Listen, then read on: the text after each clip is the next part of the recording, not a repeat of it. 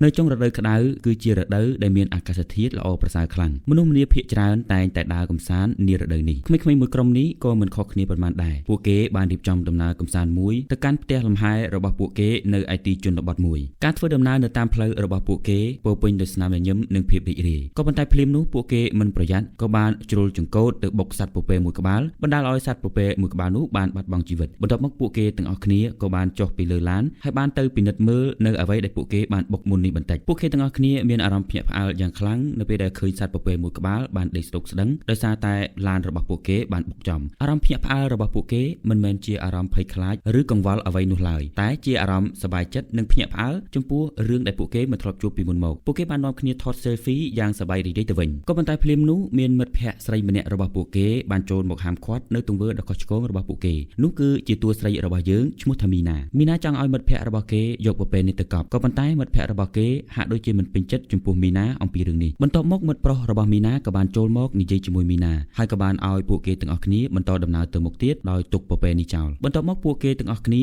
ក៏បានបន្តដំណើរទៅមុខទៀតដោយទុកចោលនៅសាកសពពពែនៅកណ្ដាលផ្លូវពួកគេទាំងអស់គ្នាមិនបានដឹងទេថាសត្វពពែមួយក្បាលនេះគឺជាពពែបិសាចហើយពពែបិសាចមួយក្បាលនេះនឹងសម្លាប់មនុស្សយ៉ាងសាហាវនៅពេលខាងមុខនេះងាកមកកាន់បងប្អូនធូប្រាដឺទាំងពីរនាក់នេះវិញពួកគេទាំងពីរនាក់ជាបងប្អូននឹងគ្នាមានន័យថាឪពុកតែមួយតែម្ដាយផ្សេងគ្នាពួកគេទាំងពីរនាក់បានចាកចេញពីទីក្រុងហើយបានមកទិញផ្ទះមួយកន្លែងនៅទីជនបទដាច់ស្រយាលមួយព្រោះពួកគេមានអារម្មណ៍ថាធុញថប់នឹងជីវិតដែលរស់នៅក្នុងទីក្រុងដូច្នេះហើយពួកគេទាំងពីរនាក់ក៏សម្រេចចិត្តសន្សំលុយរបស់ពួកគេទាំងពីរនាក់អស់រយៈពេលជាយូរឆ្នាំដើម្បីទិញផ្ទះមួយកន្លែងនៅទីជនបទដាច់ស្រយាលមួយបន្ទាប់ពីបានឃើញការផុសលក់ផ្ទះមួយកន្លែងរបស់អាចារ្យម្នាក់នៅទីជនបទមួយពួកគេទាំងពីរនាក់ក៏បានសម្រេចចិត្តណាត់ម្ចាស់ផ្ទះនោះដើម្បីទៅមើលផ្ទះនោះផ្ទាល់នៅតាមផ្លូវដែលពួកគេកំពុងតែធ្វើដំណើរទៅមើលផ្ទះថ្មីរបស់ពួកគេនោះពួកគេបានឃើញសត្វពពែមួយក្បាលកំពុងតែស្លាប់នៅលើដងផ្លូវបន្ទាប់មកពួកគេក៏បានឈប់ឡានហើយចុះទៅលើកសាកសពពពែនោះយកមកដាក់ក្នុងឡានភ្លាមនោះមានប៉ូលីសពីរនាក់បានបើកឡានកាត់នោះពួកគេមានអារម្មណ៍សង្ស័យចំពោះបងប្អូនទាំងពីរនាក់នេះដោយសកម្មភាពប្លែកៗនិងចម្លែកមើលទៅហាក់ដូចជាឃាតករជាមួយនឹងការលេងទឹកមុខរបស់បងប្អូនទាំងពីរនាក់នេះនិងរូបភាពផ្សេងទៀតពោពេញទៅដោយឈាមទាំងអស់នេះធ្វើឲ្យប៉ូលីសទាំងពីរនាក់នោះមានអារម្មណ៍សង្ស័យជាខ្លាំងពួកគេក៏បានឈប់ឡានហើយប៉ូលីសទាំងពីរនាក់នោះក៏បានចុះពីលើឡានហើយបានដកកំភ្លើងរបស់ពួកគេភ្ជង់ទៅកាន់ធូប្រាដឺទាំងពីរនាក់នោះឲ្យពួកគេទម្លាក់អ្វីដែលពួកគេកំពុងតែកាន់នោះចុះហើយឲ្យពួកគេឯបទៅគៀនម្ខាងបន្ទាប់មកសែបដែលជាប្រធានក្រុមបានឲ្យកូនចៅរបស់គាត់ចូលទៅមើលថាតើនោះជាសាកសពរបស់មនុស្សឬក៏ជាសាកសពអ្វីបន្ទាប់មកកូនក្រុមរបស់គាត់ក៏បានចុះទៅមើលគេមានអារម្មណ៍ភ្ញាក់ផ្អើលយ៉ាងខ្លាំងនៅពេលដែលឃើញសាកសពពពែមួយក្បាលនៅក្នុងការុងទៅវិញវាខុសពីអ្វីដែលពួកគេបានគិតនិងសង្ស័យទាំងស្រុងបន្ទាប់មកប៉ូលីសក៏បានសួរធូប្រាដឺទាំងពីរនាក់នោះគឺសាំងកូដែលជាប្អូនចូលសុងគឺជាបងបន្ទាប់ពីសួរនាំធូប្រាដឺទាំងពីរនាក់នេះអំពីមូលហេតុអ្វីបានជាពួកគេមកទីនេះហើយពួកគេបានឃើញសាកសពពពែនេះយ៉ាងដូចម្ដេចរួចហើយប៉ូលីសទាំងពីរនាក់នោះក៏បានយល់ព្រមដោះលែងធូប្រាដឺទាំងពីរនាក់នោះទៅមុននឹងចាក់ចេញពីទីនោះប៉ូលីសម្នាក់នោះបាននិយាយថាហាមពួកគេទាំងពីរនាក់កុំឲ្យបង្ករឿងអ្វីឲ្យសោះបើមិនអញ្ចឹងទេពួកគេនឹងដេកគុកជាមិនខានខ្ជូសុងមានអារម្មណ៍ខឹងសម្បាយ៉ាងខ្លាំងនឹងប៉ូលីសម្នាក់នោះដែលបាននិយាយពាក្យមិនសមរម្យមកកាន់ពលរដ្ឋល្អត្រឹមត្រូវដូចជាពួកគេទាំងពីរបន្ទាប់មកពួកគេទាំងពីរនាក់ក៏បានចាក់ចេញពីទីនោះទៅបន្ទាប់មកធូប្រាដឺទាំងពីរនាក់នោះក៏បានមកដល់ទីតាំងផ្ទះដែលពួកគេមានគម្រោងថានឹងទិញនោះក៏ប៉ុន្តែពួកគេមានអារម្មណ៍ខកចិត្តយ៉ាងខ្លាំងចំពោះស្ថានភាពផ្ទះដែលពួកគេបានឃើញវាហាក់ដូចជាខុសគ្នាឆ្ងាយណាស់អំពីរូបភាពដែលម្ចាស់ផ្ទះបានផុសលក់ម្ចាស់ផ្ទះបាននិយាយថានេះគឺជារូបផ្ទះពិតប្រាកដហើយក៏ប៉ុន្តែមិនដឹងថាគេថតតាំងពីពេលណានោះទេព្រោះគាត់មិនមែនជាម្ចាស់ផ្ទះដើមនោះទេចូលសុងមានអារម្មណ៍ខឹងចំពោះម្ចាស់ផ្ទះគាត់បាននិយាយថានេះគឺជាការបោកប្រាស់ទាំងរស់តែម្ដងក៏ប៉ុន្តែម្ចាស់ផ្ទះបាននិយាយលួងលោមពួកគេទាំងពីរឲ្យចូលទៅមើលនៅក្នុងផ្ទះសិនសម្រាប់ចិត្តជាក្រោយនៅពេលដែលចូលទៅដល់ក្នុងផ្ទះម្ចាស់ផ្ទះនៅតែនិយាយសរសើរអំពីផ្ទះនេះថាល្អអញ្ចេះល្អអញ្ចោះមិនដាច់ពីមាត់ក៏ប៉ុន្តែខ្ជូសុងមានអារម្មណ៍ថាផ្ទះនេះដូចជាផ្ទះខ្មោចអញ្ចឹងគេពិតជាមិនចង់ទិញផ្ទះនេះនោះទេក៏ប៉ុន្តែសាំងកូហាក់ពេញចិត្តនឹងផ្ទះនេះជាខ្លាំងគាត់បានសម្រេចចិត្តទិញផ្ទះនេះភ្លាមៗពីម្ចាស់ផ្ទះនោះហើយបាននិយាយជាមួយនឹងម្ចាស់ផ្ទះប្រញាប់ចុះកិច្ចសន្យាទិញលក់ផ្ទះនោះភ្លាមៗតែម្ដងខ្ជូសុងដែលជាបងប្រុសរបស់សាំងកូ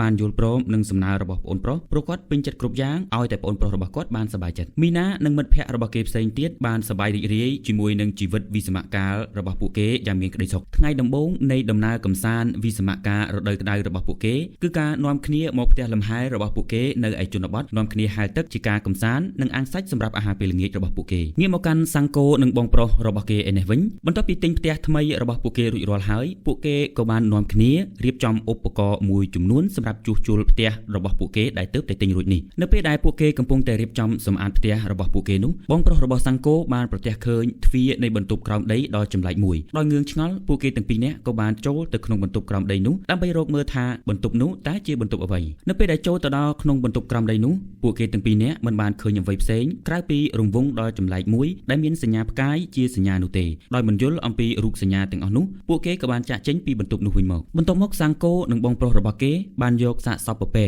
ដែលពួកគេទាំងពីរនាក់បានប្រទះឃើញនៅកណ្ដាលផ្លូវកាលពីថ្ងៃមិញដើម្បីយកមកបញ្ចុះលុះយប់ឡើងស៊ូប៊ីននិងមីណាក៏បានអង្គុយជុំគ្នាពួកគេទាំងពីរនាក់បានជជែកគ្នាលេងពីនេះពីនោះបន្ទាប់មកស៊ូប៊ីនក៏បាននិយាយរៀបរាប់អំពីប្រវត្តិនៃភូមិដែលពួកគេកំពុងតែមកលំហែកាយនេះប្រាប់ទៅដល់មីណាស៊ូប៊ីនបាននិយាយថាកាលពីជាង60ឆ្នាំមុនភូមិនេះជាភូមិដែលមានបិសាចមួយក្បាលដ៏កាចសាហាវបិសាចនោះគឺជាបិសាចពពែហើយបិសាចនោះតែងតែចូលទៅក្នុងរូបកាយមនុស្សដើម្បីសម្លាប់មនុស្សនិងហុតឈាមមនុស្សបិសាចនោះគឺជាបិសាចដែលបានរួចពីឋាននរកហើយមកឋានកណ្ដាលដើម្បីសម្លាប់មនុស្សក៏ប៉ុន្តែនៅពេលនោះដោយសារតែមានអាចារ្យកាន់សាសនាកាតូលិកដ៏ពូកែម្នាក់បានបង្ក្រាបបិសាចមួយនោះនៅពេលដែលអាចារ្យកាតូលិកម្នាក់នោះកំពុងតែធ្វើពិធីដើម្បីបង្ក្រាបបិសាចមួយនោះក្មេងប្រុសជនជាតិកូរ៉េដែលកាន់សាសនាកាតូលិកម្នាក់បានភ្លេចខ្លួនច្រឡំចូលទៅក្នុងខ្សែសីមារបស់គ្រូកាតូលិកដែលកំពុងតែបង្ក្រាបបិសាចនោះហើយបានធ្វើឲ្យបិសាចនោះមានឱកាសក្នុងការសម្លាប់បុរសម្នាក់ដែលនៅទីនោះបន្ទាប់មកគ្រូគង្វាលកាតូលិកនោះក៏បានយកព្រលឹងរបស់បិសាចនោះយកទៅឃុំទុកនៅក្នុងយ័ន្តដែលគ្រូគង្វាលនោះបានរៀបចំក៏ប៉ុន្តែយ័ន្តនោះមិនអាចឃុំបិសាចនោះបានយូរនោះទេបន្ទាប់ពីចាប់បិសាចនោះយកទៅឃុំនៅក្នុងយ័ន្តអាគមរបស់គ្រូគង្វាលរួចហើយគ្រូគង្វាលក៏បានប្រញាប់ចាកចេញអំពីទីនោះហើយគាត់បានផ្ដាំទៅក្មេងប្រុសម្នាក់ដែលធ្វើឲ្យខូចពិធីរបស់គាត់ថានៅពេលក្រោយដែលបិសាចនេះរួចផុតអំពីយ័ន្តដែលគាត់បានរៀបចំនេះមានតែក្មេងប្រុសម្នាក់នេះឯងដែលអាចបង្ក្រាបបិសាចមួយនេះបានគាត់ក៏បានប្រគល់គម្ពីរកម្ចាត់បិសាចរបស់គាត់ឲ្យទៅក្មេងប្រុសម្នាក់នោះបន្ទាប់មកគាត់ក៏បានចាកចេញពីទីនោះជារៀងរហូតទៅបន្ទាប់ពីស៊ូប៊ីនរៀបរាប់រឿងទាំងអស់នេះប្រាប់ទៅកាន់មីណាចប់មីណាហាក់មិនជឿរឿងទាំងអស់នេះនោះឡើយនាងបាននិយាយថានាងមិនជឿរឿងទាំងអស់នេះនោះទេសម័យនេះទៅហើយអ្នកណាទៅជឿរឿងបែបនេះទៀតនោះក៏ប៉ុន្តែស៊ូប៊ីនបានជឿនៅរឿងរ៉ាវទាំងអស់នោះព្រោះលោកយាយរបស់គេបានស្ថិតនៅក្នុងហេតុការណ៍មួយនេះកាលពីជាង60ឆ្នាំមុននោះហើយលោកយាយរបស់គេបានរកគ្រូពូកែម្នាក់ហើយបានទិញយ័ន្តពីគេតម្លៃជាង$10,000មកឲ្យចៅប្រុសរបស់គាត់ដើម្បីការពារខ្លួននៅពេលដែលជជែកគ្នាជាមួយនឹងមីណាចប់ស៊ូប៊ីននិងមិត្តភ័ក្តិរបស់គេបានអង្គុយជជែកគ្នាអំពីទំនាក់ទំនងរបស់ស៊ូប៊ីនជាមួយនឹងមីណាស៊ូប៊ីនបាននិយាយថាគាត់មិនបានស្រឡាញ់មីណានោះទេគាត់គ្រាន់តែមកលេងប្រទេសកូរ៉េដើម្បីលំហែអារម្មណ៍តែប៉ុណ្ណោះដូច្នេះហើយការមកកំសាន្តជាមួយនឹងមនុស្សស្រីគឺជារឿងដែលគួរឲ្យសប្បាយបំផុតសម្រាប់គេអ្វីបិទតែមីណាមិនសូវស្អាតក៏ពិតមែនក៏ប៉ុន្តែជាម្ហូបដ៏ឈ្ងុយឆ្ងាញ់សម្រាប់គេស៊ូប៊ីនមិនបានដឹងទេថាមីណាបាននៅពីក្រោយខ្នងរបស់គេហើយនាងបានឮនៅគ្រប់រឿងដែលគាត់បាននិយាយបន្ទាប់មកមីណាបានខឹងស៊ូប៊ីនយ៉ាងខ្លាំងហើយនាងក៏បានចាកចេញពីទីនោះសម្ដៅទៅមាត់ទឹកនៅពេលដែលទៅដល់មាត់ទឹកស៊ូប៊ីនមិនបានប្រយ័ត្ននាងក៏បានរអិលជើងធ្លាក់ចូលទៅក្នុងទឹកបឹងនោះទៅបន្ទាប់មកធូប្រាដឺរបស់ពួកយើងក៏បានឃើញមនុស្សស្រីម្នាក់បានធ្លាក់ចូលទៅក្នុងទឹកបន្ទាប់ពីឃើញរឿងនេះភ្លាមពួកគេទាំងពីរនាក់មិនបានគិតអ្វីច្រើននោះទេបងប្រុសរបស់សាំងគូក៏បានហក់ចូលទៅក្នុងទឹកដើម្បីស្រង់មីណាចេញពីក្នុងទឹកបន្ទាប់ពីស្រង់មីណាចេញពីក្នុងទឹករួចមកពួកគេទាំងពីរនាក់បងប្អូនក៏ព្យាយាមជួយសង្គ្រោះជីវិតមីណាដើម្បីកុំឲ្យមីណាបាត់បង់ជីវិតបន្ទាប់មកមីណាក៏បានដឹងខ្លួនហើយនាងមានអារម្មណ៍ភិតភ័យយ៉ាងខ្លាំងដែលបានឃើញបុរសពីរនាក់កំពុងតែធ្វើសកម្មភាពមកលើរូបកាយរបស់នាងដោយមានអារម្មណ៍ភិតភ័យមីណាបានសម្រុកចេញពីពួកគេទាំងពីរនាក់នោះដោយមិនប្រយ័ត្នក៏បានរអិលដួលបណ្ដាលឲ្យបោកក្បាលរហូតដល់សន្លប់បន្ទាប់មកធូប្រាដឺក៏បានយកនាងទៅផ្ទះរបស់ពួកគេមិត្តភ័ក្តិរបស់មីណាបានឃើញធូប្រាដឺរបស់យើងចាប់មីណាយកទៅបន្ទាប់មកពួកគេទាំងពីរនាក់ក៏បានយកដំណឹងនេះទៅប្រាប់មិត្តភ័ក្តិរបស់ពួកគេផ្សេងទៀតមិត្តភ័ក្តិរបស់មីណាបន្ទាប់ពីបានដឹងថាមីណាត្រូវបានបុរសមុខចម្លែកពីរនាក់ចាប់យកទៅពួកគេមិនមានចិត្តបារម្ភនឹងមីណានោះឡើយក៏ប៉ុន្តែពួកគេមានចិត្តបារម្ភទៅលើទូរស័ព្ទរបស់ស៊ូប៊ីនដែលនៅនឹងខ្លួនរបស់មីណាទូរស័ព្ទនោះមានផ្ទុកវីដេអូអាភាសមួយចំនួនរបស់ស៊ូប៊ីននិងមិត្តភ័ក្តិរបស់គេផ្សេងទៀតពួកគេមានអារម្មណ៍ភ័យថាប្រសិនបើទូរស័ព្ទដែលនៅស៊ូប៊ីននោះត្រូវបានបែកធ្លាយវីដេអូនៅក្នុងនោះពួកគេមុខជាចប់មិនខានដូច្នេះហើយពួកគេទាំងអស់គ្នាក៏បានស្វែងរកមីណាដើម្បីយកទូរស័ព្ទនោះមកវិញនៅពេលដែលពួកគេចេញទៅរកមីណាស៊ូប៊ីនបានប្រាប់មិត្តភ័ក្តិរបស់គេម្នាក់ទៀតឲ្យទៅប្តឹងប៉ូលីសហើយអ្នកដែលសេះសល់នឹងព្យាយាមស្វែងរកមីណានៅព្រឹកបន្ទាប់មីណាក៏បានដឹងខ្លួនពីការសន្លប់របស់នាងកាលពីយប់មិញហើយនៅទីនេះដែរគឺជាផ្ទះរបស់ធូប្រាដឺរបស់ពួកយើងនាងមិនយល់ទាល់តែសោះថាហេតុអ្វីបានជានាងមកដល់ទីនេះបន្ទាប់មកនាងក៏បានអើតតាមបង្អួច ចហើយបានឃើញបងប្រុសរបស់សង្គោកំពុងតែជួសជុលឡានដោយអារម្មណ៍មួម៉ៅនាងមានអារម្មណ៍ភិតភ័យដោយគិតនៅក្នុងចិត្តតែម្នាក់ឯងថាបងប្រុសរបស់សង្គោមានរូបរាងដូចជាឃាតករអញ្ចឹងដោយមានអារម្មណ៍ភ័យខ្លាចមីណាក៏បានព្យាយាមចាកចេញពីទីនោះនៅពេលដែលនាងព្យាយាមចាកចេញមកដល់បន្ទប់ទទួលភ្ញៀវនាងក៏បានឃើញសង្គោកំពុងតែចម្អិនម្ហូបសភាពលក្ខណៈនៃការចម្អិនម្ហូបរបស់សង្គោមើលទៅហាក់ដូចជាកាចសាហាវជាងបងប្រុសរបស់គេទៅទៀតនេះគឺកាន់តែធ្វើឲ្យមីណាមានអារម្មណ៍ភ័យខ្លាចហើយកាន់តែគិតខុសចំពោះ Two Brother របស់យើងថាពិតជាឃាតករសម្លាប់មនុស្សយ៉ាងប្រកបមីណាបានព្យាយាមដើរលបដើម្បីចាកចេញពីទីនោះក៏ប៉ុន្តែសង្គូក៏បានឮសំឡេងរបស់នាងហើយគាត់ក៏បានឃើញនាងបន្ទាប់មកមីណាបំរុងនឹងបើកទ្វារចេញក៏ប៉ុន្តែខ្ជោសុងបានមកស្ទាក់មុខនាងដោយអារម្មណ៍ភ័យខ្លាចមីណាក៏បានលើកប្រដាប់ដកដៃគោលបំរុងនឹងវាយទៅកាន់បងប្រុសរបស់សង្គូក៏ប៉ុន្តែនាងមិនបានវាយចំបងប្រុសរបស់សង្គូនោះទេដោយអារម្មណ៍ភ័យខ្លាចនឹងតក់ស្លុតចំពោះ Two Brother របស់យើងមីណាបានរត់មកអោបសសរហើយសុំអង្វរពួកគេទាំងពីរឲ្យដោះលែងនាងទៅនៅទីបំផុតមីណាក៏បានយល់អំពី Two Brother របស់យើងហើយនាងពិតជាសោកស្ដាយណាស់ដែលបានយល់ច្រឡំចំពោះពួកគេទាំងពីរបន្ទាប់មកសង្គូក៏បានធ្វើម្ហូបយ៉ាងច្រើនដាក់នៅលើតុដើម្បីឲ្យនាងញ៉ាំអាហារពេលព្រឹករបស់នាងជាមួយពួកគេងាកមកកាន់ស៊ូប៊ីននិងមិត្តភ័ក្តិរបស់គេឯនេះវិញពួកគេបានរកឃើញផ្ទះរបស់ Two Brother របស់យើងហើយពួកគេកំពុងរៀបចំផែនការដើម្បីសម្រុកចូលទៅក្នុងផ្ទះហើយយកទូរស័ព្ទរបស់ពួកគេនៅនឹងមីណាត្រឡប់មកវិញស៊ូប៊ីនបានឲ្យមិត្តភ័ក្តិរបស់គេម្នាក់សម្រុកចូលទៅមុនដើម្បីស៊ើបអំពីស្ថានភាពជាក់ស្ដែងនៅខាងក្នុងនៅពេលដែលចូលទៅដល់មុខផ្ទះមិត្តភ័ក្តិរបស់ស៊ូប៊ីនបានឃើញបងប្រុសរបស់សង្គោកំពុងតែអាឈើមួយដុំយ៉ាងធំនៅគៀននោះក្រោយវាបានឃើញសភាពនៃការអាឈើរបស់ខ្ជោសងរួចមកមិត្តភ័ក្តិរបស់ស៊ូប៊ីនមានអារម្មណ៍ភ័យខ្លាចយ៉ាងខ្លាំងនៅពេលដែលខ្ជោសងកំពុងតែអាដុំឈើមួយដុំនោះគាត់ក៏បានអាចំសម្បុកអម៉ាល់ដ៏ធំមួយបន្ទាប់មកអម៉ាល់មួយវងធំក៏បានដេញគាត់ដោយអារម្មណ៍ភិតភ័យខ្ជោសងក៏បានរត់ប្រះអាយុដោយមិនបានគិតអ្វីទាំងអស់ក៏ប៉ុន្តែសភាពនៃការរត់របស់គាត់មើលទៅគឺគួរឲ្យខ្លាចនិងសាហាវណាស់មិត្តភ័ក្តិរបស់ស៊ូប៊ីនគ្រាន់តែឃើញសភាពរបស់ខ្ជោសងបែបនេះគេក៏ដាក់មេប្រូចបាតជើងសព្រាតតែម្ដងទៅស៊ូប៊ីននិងមិត្តភ័ក្តិរបស់គេ2នាក់ទៀតដោយឃើញសភាពរបស់ខ្ជោសងរត់មកកាន់ពួកគេយ៉ាងលឿននៅក្នុងដៃមានកាន់រណាអាឈើផងនោះពួកគេស្មានតែខ្ជោសងមកសម្រាប់ពួកគេមិនបង្អង់យូរគ្រប់គ្នាក៏ដាក់មេប្រូចតែម្ដងទៅតាមការពិតខ្ជោសងក៏រត់ព្រោះតែអាម៉ាល់ដេញតែប៉ុណ្ណោះមិនមែនមានបំណងសម្រាប់ពួកគេនោះទេដោយរត់ហត់ពេកណារីក៏បានឈប់នៅក្រោមដើមឈើមួយណារីមិននឹកស្មានទេថានៅលើដើមឈើនោះមានមែកឈើដ៏ស្រួចមួយដែលបំរុងនឹងធ្លាក់មកលើនាងដោយមិនបានប្រយ័ត្នណារីក៏ត្រូវមែកឈើមួយនោះធ្លាក់មកសម្រាប់នាងទៅបន្ទាប់មកមិត្តភ័ក្តិរបស់ណារីក៏បានត្រឡប់មកវិញពួកគេបានឃើញសាកសពរបស់ណារីស្លាប់យ៉ាងអាណោចអាធមពួកគេបានគិតក្នុងចិត្តថានេះគឺជាស្នាដៃរបស់បុរសម្នាក់ដែលបានដេញគេកាលពីថ្ងៃមិញហើយពួកគេនឹងត្រឡប់ទៅវិញដើម្បីសងសឹកបន្ទាប់មកពួកគេក៏បានត្រឡប់មកវិញដើម្បីសងសឹកជាមួយនឹង Two Brother របស់យើងបន្ទាប់មកស៊ូប៊ីនក៏បានចែកផ្លូវគ្នាដើម្បីធ្វើការ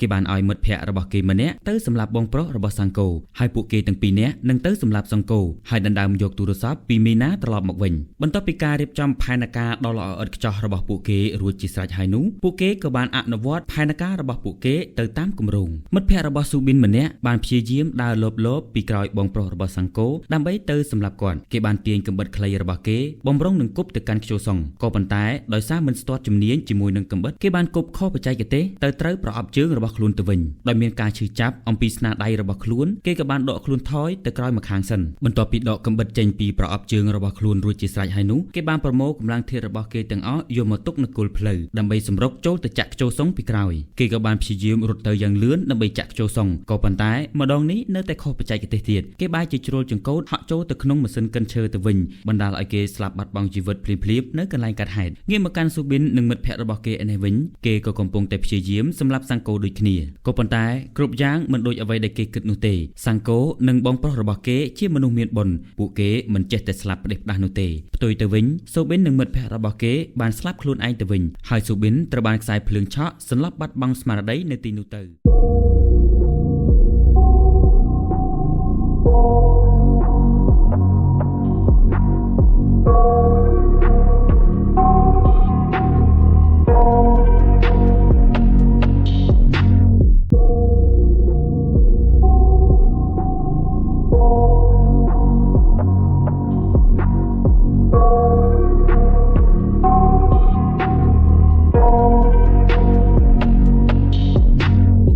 3នាក់មីណានិង Two Brother មានអារម្មណ៍ភិតភ័យនិងតក់ស្លុតយ៉ាងខ្លាំងចំពោះហេតុការណ៍នេះព្រោះពួកគេមិនមានគម្រោងសម្រាប់អ្នកទាំងអស់នេះនោះទេក៏ប៉ុន្តែពួកគេហាក់ដូចជាមករកសេចក្តីស្លាប់ដោយខ្លួនឯងអញ្ចឹង មិត្តភ័ក្តិរបស់ស៊ូប៊ីនដែលបានទៅរកប៉ូលីសនោះពេលនេះបានមកដល់កន្លែងកើតហេតុហើយនៅពេលដែលប៉ូលីសបានមកដល់ផ្ទះរបស់ Two Brother ពួកគេបានឃើញសាកសពស្លាប់យ៉ាងច្រើននៅលើដីបន្ទាប់មកប៉ូលីសក៏បានគិតថាសង្គោនិងបងប្រុសរបស់គេគឺជាជនអូក្រិតដែលបានសម្លាប់អ្នកទាំងអស់នេះប៉ូលីសដែលជាប្រធានក្រុមក៏បានសម្រេចចិត្តចូលទៅក្នុងផ្ទះដើម្បីចាប់ Two Brother របស់យើងនៅពេលដែលប៉ូលីសនោះចូលទៅដល់ក្នុងផ្ទះគាត់បានឮសំឡេងជជែកគ្នានៅក្នុងបន្ទប់មួយនោះគឺ Two Brother របស់យើងកំពុងតែជជែកគ្នាអំពីរឿងដែលបានកើតឡើងនៅផ្ទះរបស់គេពួកគេពិភាក្សាគ្នាថាតើគួរប្រាប់រឿងនេះដល់ប៉ូលីសដែរឬអត់ហើយបើប្រាប់ប៉ូលីសតើប៉ូលីសនឹងជឿពួកគេដែរឬទេដោយមិនបង្អង់យូរប៉ូលីសក៏បានធាក់ទ្វារដើម្បីទម្លាយហើយបានហៅ Two Brother របស់យើងឲ្យចេញមកក្រៅនៅពេលដែលចេញមកដល់ក្រៅហើយនោះប៉ូលីសក៏បានឲ្យ Two Brother របស់យើងទាំងពីរនាក់ក្រាបឲ្យស្ងៀមនៅលើដីដើម្បីឃាត់ខ្លួននិងសួរចម្លើយ Two Brother របស់យើងក៏បានធ្វើតាមប៉ូលីសដោយសារតែផ្ទះនេះមិនទាន់ជួសជុលរួចដូច្នេះហើយឈើទាំងអស់នៅតែអាចបង្កគ្រោះថ្នាក់បានគ្រប់ពេល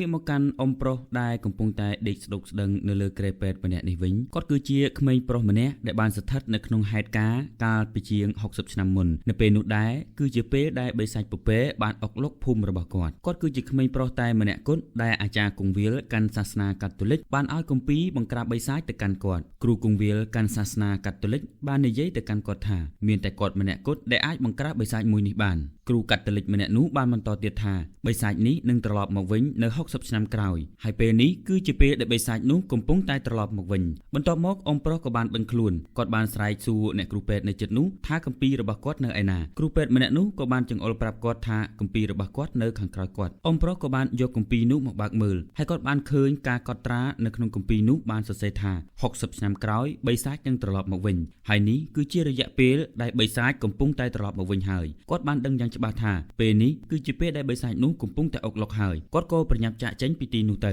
ងាកមកសាំងកូនិងបងប្រុសរបស់គេឯនេះវិញស៊ូប៊ីនបានសម្រុកចូលបំរុងមកសម្លាប់ពួកគេម្ដងទៀតការពិតទៅស៊ូប៊ីនមិនចង់សម្លាប់ Two Brother របស់យើងនោះទេគេគ្រាន់តែគំរាមដើម្បីបង្ខំមីណាយកទូរស័ព្ទរបស់គេមកវិញតែប៉ុណ្ណោះបន្ទាប់មកមីណាក៏បានសម្រេចចិត្តឲ្យទូរស័ព្ទរបស់គេត្រឡប់ទៅគេវិញបន្ទាប់ពីស៊ូប៊ីនយកទូរស័ព្ទពីមីណាបានហើយគាត់បំរុងនឹងចាក់ចេញពីទីនោះក៏ប៉ុន្តែនៅពេលដែលគាត់បើកទ្វារបំរុងចេញមកខាងក្រៅគាត់ក៏បានឃើញមិត្តភ័ក្តិរបស់គាត់ម្នាក់ត្រូវបានបិសាចពពែចូលទៅក្នុងខ្លួនគាត់មានអារម្មណ៍ភ្ញាក់ផ្អើលនិងភ័យខ្លាចចំពោះមិត្តភ័ក្តិរបស់គាត់ដែលត្រូវបានបិសាចពពែចូលមិនមែនតែស៊ូប៊ីនម្នាក់ទេដែលមានអារម្មណ៍ភ័យខ្លាចចំពោះបិសាចពពែនោះអ្នកគ្រប់គ្នាដែលនៅក្នុងទីនោះសុទ្ធតែមានអារម្មណ៍ភ័យខ្លាចចំពោះបិសាចពពែនេះបន្ទាប់មកបិសាចពពែនោះក៏បានហក់ចូលទៅសម្លាប់ពួកគេទាំងអស់គ្នាក៏ប៉ុន្តែត្រូវបាន Two Brother របស់យើងកំចាត់បិសាចពពែមួយនោះចូលទៅក្នុងបន្ទប់ក្រោមដីក៏ប៉ុន្តែបិសាចពពែនោះមិនទាន់ស្លាប់នោះទេគេបានធ្វើសម្លេងលឺនៅក្នុងបន្ទប់ក្រោមដីដើម្បីបន្លាចអ្នកទាំងអស់គ្នាដែលនៅជាន់ខាងលើបន្ទាប់មកបិសាចពពែនោះក៏បានចាប់ជើងរបស់ស៊ូប៊ីន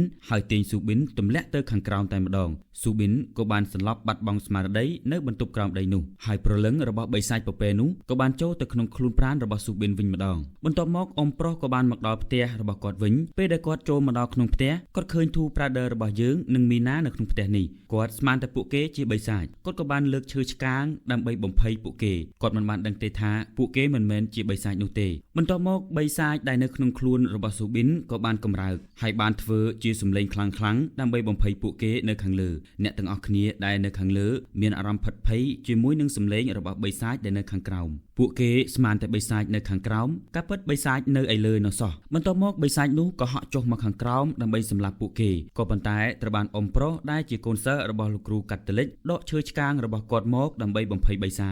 ចពពែនោះមិនបានខ្លាចឈើឆ្កាងរបស់គាត់ទេហើយគាត់ត្រូវបានបិសាចពពែនោះវាយមួយដៃចំមុខបណ្ដាលឲ្យគាត់សន្លប់បាត់បង់ស្មារតីនៅកន្លែងកើតហេតុនោះតែម្ដងបន្ទាប់ពីអ៊ំប្រុសសន្លប់នៅក្រោមស្នាដៃរបស់បិសាចពពែរួចមកTwo Brother របស់យើងក៏សម្រេចដុតផ្ទះរបស់គាត់ដើម្បីសម្លាប់បិសាចពពែដែលនៅក្នុងផ្ទះនោះតែម្ដងពួកគេក៏បានរត់ចេញពីក្នុងផ្ទះនោះមកហើយភ្លើងក៏បានឆាបឆេះផ្ទះរបស់ពួកគេអស់រលីងទៅTwo Brother របស់យើងមានអារម្មណ៍សោកស្ដាយយ៉ាងខ្លាំងចំពោះផ្ទះដែលពួកគេទើបតែនឹងទិញបានថ្មីផ្ទះនេះគឺជាលុយញើសឈាមរបស់ពួកគេទាំងពីរនាក់ដែលបានសន្សំជាមួយនឹងគ្នាអស់រយៈពេលរាប់ឆ្នាំទៅហើយពួកគេបានយកលុយនោះមកទិញផ្ទះនេះក៏ប៉ុន្តែចុងក្រោយពួកគេទាំងពីរនាក់គឺជាអ្នកកំទេចផ្ទះដែលជាញើសឈាមរបស់ពួកគេទៅវិញបិសាចពពែមិនបានស្លាប់ដោយសារភ្លើងនោះទេបន្ទាប់មកគេក៏បានដើរចេញអំពីភ្នក់ភ្លើងនោះបន្ទាប់មកបិសាចពពែក៏បានប្រើវេទមន្តរបស់គេដើម្បីឲ្យសាកសពទាំងអស់នៅទីនោះខ្លាចជាបិសាចដូចគេដែរបន្ទាប់មកបិសាចពពែក៏បានប្រើកូនចៅរបស់គេឲ្យទៅសម្លាប់ Two Brother របស់យើងខ្ជូសុងបានឲ្យសង្គោ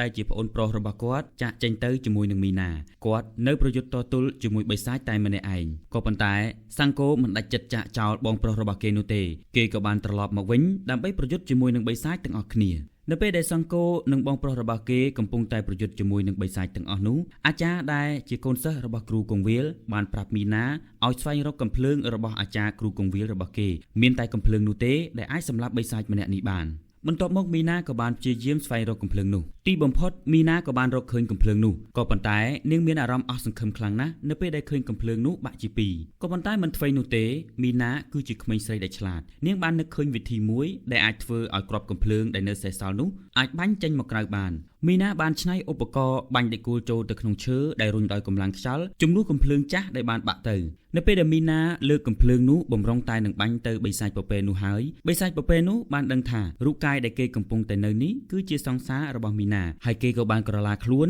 ទៅជាស៊ូប៊ីនដើម្បីបោកបញ្ឆោតមីណា